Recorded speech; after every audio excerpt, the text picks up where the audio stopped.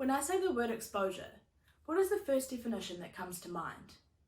Is it how am I exposed to the sun? Am I exposed to a harmful disease? Or perhaps it's the exposure of a famous person in the media. But I bet that your first thought was not, how can I be exposed to a major disaster? The word exposure can be used in a number of different ways in a post-disaster setting.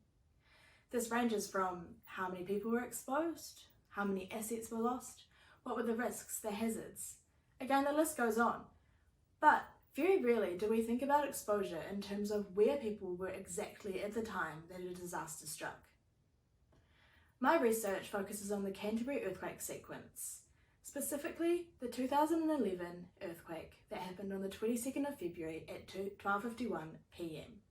This was centred near Eggleton, which is southeast of the city centre of Christchurch, New Zealand.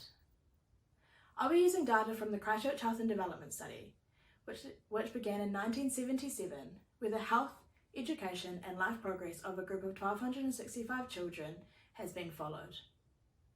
Of these participants, 465 were exposed to the Canterbury Earthquake Sequence. Data on their residential addresses and non-residential addresses has been collected, which I'll be using in my specific study.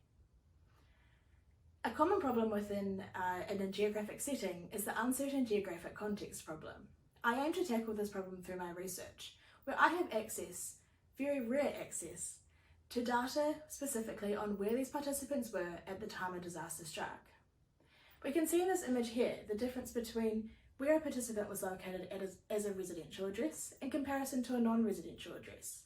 We can see that these addresses, in some instances, could be about 20 k's away from where the actual event happened.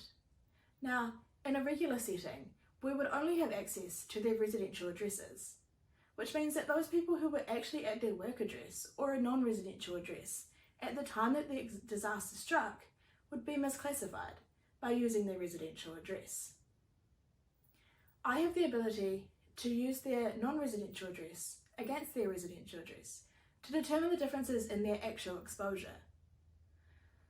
Now, my study has already found that 61% of the participants would be misclassified if we were using the regular method of using their residential address to explain their exposure. This is already a significant finding. Next, the study aims to investigate mental health outcomes of these participants, specifically anxiety and depression, to determine how their exposure affected these outcomes.